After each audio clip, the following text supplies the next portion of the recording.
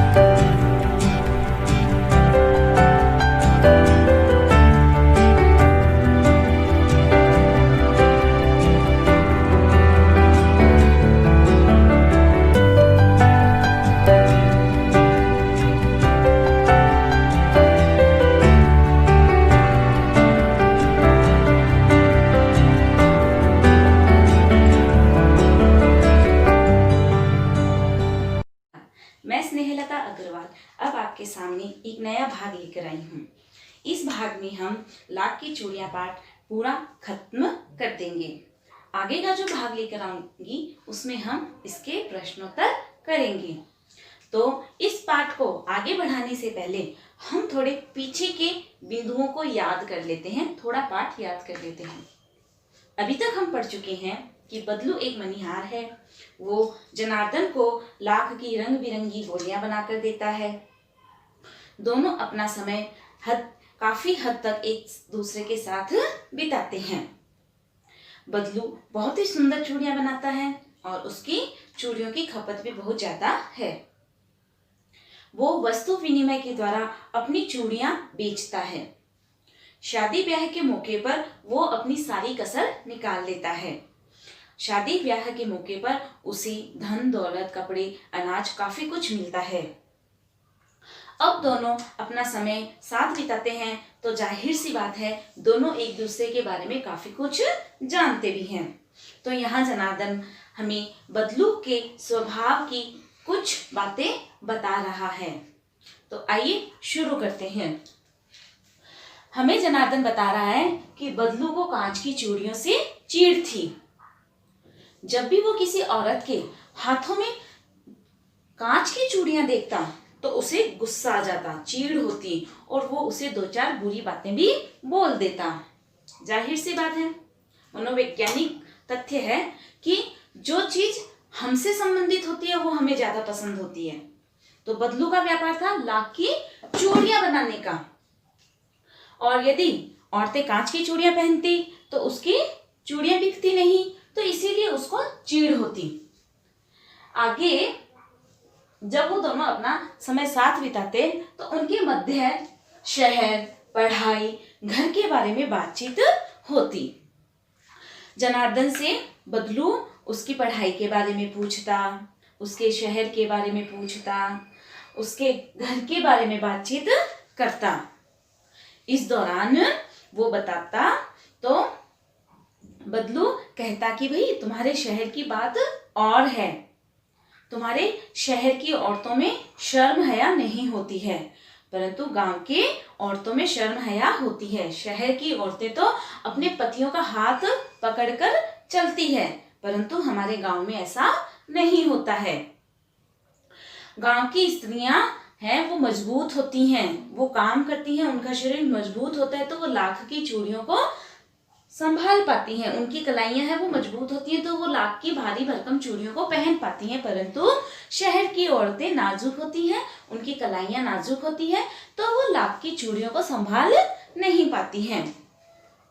आगे बता रहा है जनार्दन कि बदलू मेरी काफी खातिरदारी करता था। जब उसके खेतों में आम की फसल पक जाती तो वो उसे खूब आम खिलाता। उसके पास गाय थी तो गाय के दूध के ऊपर की जो मलाई होती है वो उसे देता था।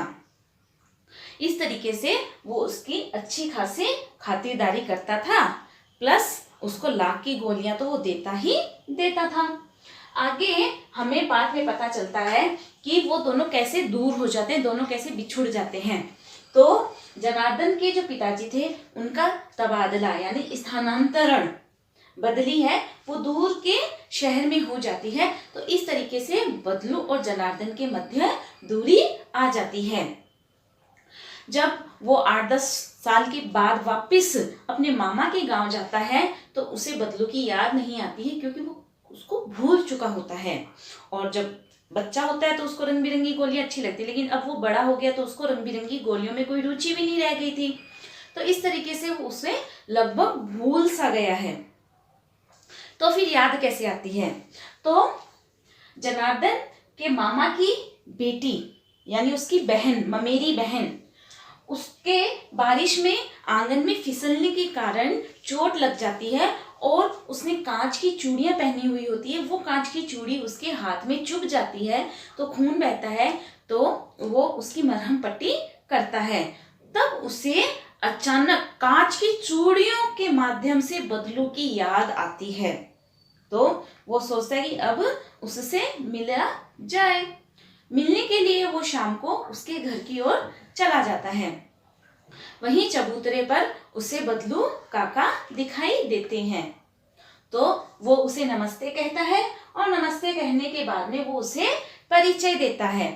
अब परिचय देना पड़ेगा ना, वो पहले छोटा था अब बड़ा हो गया है, तो बड़े होने पर क्या है, थोड़ा रंग रूप है, थोड़ा चेंज हो जाता है, थोड़ा बदल जाता है, तो बदलू काका उसे पहचान नहीं पाते हैं। तो वो उसे याद दिलाता है कि देखो मैं हूँ जनार्दन, मैं आपके पास बचपन में आता था, आपसे रंग बिरंगी गोलियां लेता था और आप और मैं इस तरीके से बातचीत करते थे, आप मुझे इतने सारा खाना वगैरह आम वगैरह ये सब खिलाते थे। इस तरीके से अपनी जान पहचान वापिस उसको याद दिलाता है, स्मृति पटल पर पुरानी यादों को दोहराता है, तो उसके स्मृति पटल यानी याददाश्त पर उसको वो चीजें याददाश्त में उसको वापिस याद आ जाती हैं, तब वो उसे पहचान जाता है। तब उसके बाद में वो उससे उसकी चीजों के बारे में पूछता है कि भाई आपकी वो मच्छियां कहाँ है, मुझे नजर नहीं आ रही है जिस पर आप बैठकर लाख की चूड़ियां बनाते थे, आपका कामकाज कैसा चल रहा है। तो बदलू बताता है कि मेरा कामकाज तो ठप हो गया है यानी बंद हो गया है, और इसके पीछे का कारण ये है कि आजकल हर कार्य मशीनों से हो रहा है और मशीनों से होने के कारण कोई भी लाख की चूड़ियों को पूछ नहीं रहा है, सब कांच की चूड़ियां पहनने लग गई हैं। दूसरी बात बताता है कि जो कांच की चूड़ियां होती है वो दिखने में ज्यादा सुंदर होती हैं, इस कारण से औरतें हैं वो कांच की चूड़ियों को पसंद करने लग गई, इसीलिए उसका काम धंधा बंद हो गया है।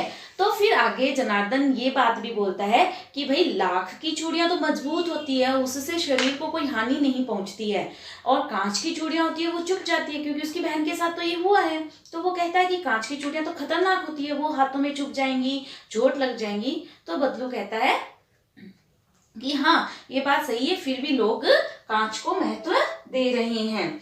आगे हमें जनार्दन बता रहा है कि इतने सालों के बाद जब मैं बदलू काका से मिल रहा हूं तो उनका शरीर है वो काफी कमजोर हो गया है।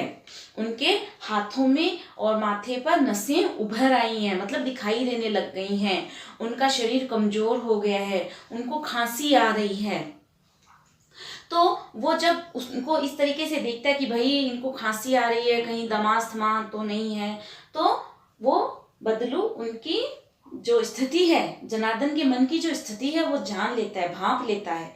तो फिर वो कहता है कि भाई मुझे कोई अस्थमा या दमा सांस की बीमारी नहीं है, ये तो फसली खांसी है। फसली खांसी यानी कि बदलते मौसम के अनुसार जो खांसी होती है, सर्दी जब जाती है आती है तब खांसी हो जाती है, तो वो खांसी है ये थोड़े ही दिनों में ठीक हो जाएगी।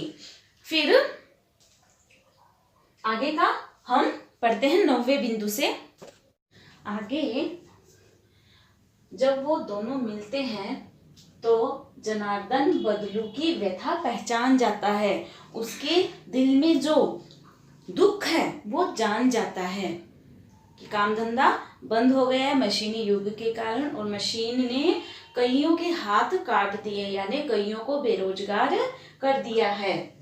तो अब वो क्या करता है, बात का विषय बदलता है। तो बात का विषय बदलते हुए वो उससे आम की फसल के बारे में पूछता है कि आपकी आम की फसल कैसी हुई है। तब बदलू को याद आता है कि मुझे इसे आम खिलाने हैं, तो वो अपनी बेटी को आवाज देकर उसको आम खिलाने के लिए कहता है। फिर वो गाय के बारे में उसे पूछता है, तो वो कहता है कि गाय तो मैंने बेच दी। क्यों बेच दी? क्योंकि मेरा काम धंधा तो बंद हो गया है, और काम धंधा बंद होने के कारण मैं उसे खिलाऊंगा कहाँ से, तो इसीलिए मैंने गाय को बेच दिया है। गाय को बेचने के नाम पर ही बदलू जब उसे मलाई खिलाता था वो बात जनार्दन को यहाँ याद आ जाती है। जब रज्जू अंदर से टोकरी में आम लाती है तो उसके हाथों में पहनी हुई चूड़ियों पर जनार्दन की नजर पड़ती है। तब वो बताता है, बदलू बताता है कि ये आखिरी जोड़ा है जो मैंने जमींदार साहब की बेटी के शादी के लिए बनाया था। तब उन्होंने मुझे इसका उचित मूल्य नहीं दिया, 10 आने पैसे दे रहे थे जो कि मुझे मंजूर नहीं था। कहा तो एक समय था जब वो मुंह मांगे दाम पाता था, शादी ब्याह के मौके पर मुंह मांगे तोहफे, मुंह मांगा उपहार पाता था, और आज उसको इन कांच की चूड़ियों के प्रचलन के कारण केवल 10 आने पैसे मिल रहे थे। तो उसने क्या किया, इसको मना कर दिया कि नहीं, मैं नहीं दूंगा, आप जाइए और शहर से ले आइए। जब ये बात बदलू की, यह बात जब जनार्दन को पता चलती है तो जनार्दन मन ही मन सोचता है कि वाह, वास्तव में बदलू का व्यक्तित्व बड़ा ही मजबूत है। जैसे लाख की चूड़ियां मजबूत होती हैं, वैसे ही बदलू काका का व्यक्तित्व है जो हार चुका है। किसके कारण? मशीनी युग के कारण। उसका काम धंधा चौपट हो गए, उसके बाद में भी उसने हार नहीं मानी है, और आज भी उसका व्यक्तित्व है वो लाख की चूड़ियों जितना ही मजबूत है। तो हमारा ये पाठ यहीं समाप्त होता है। तो आपने देखा कि कैसे लेखक ने कितने ही बारीकी से एक हस्त कारीगर के बारे में इस पाठ में हमें बताया है कि इस मशीनी युग के कारण कितने लोग हैं वो बेरोजगार हो गए हैं, कितनी मुश्किलों का उन्हें सामना करना पड़ता है। आशा करती हूँ आपको यह भाग पसंद आया और मेरा पढ़ाने का यह तरीका भी आपको अच्छा लगा हो। तो आप क्या करेंगे? Share, comment, like and subscribe.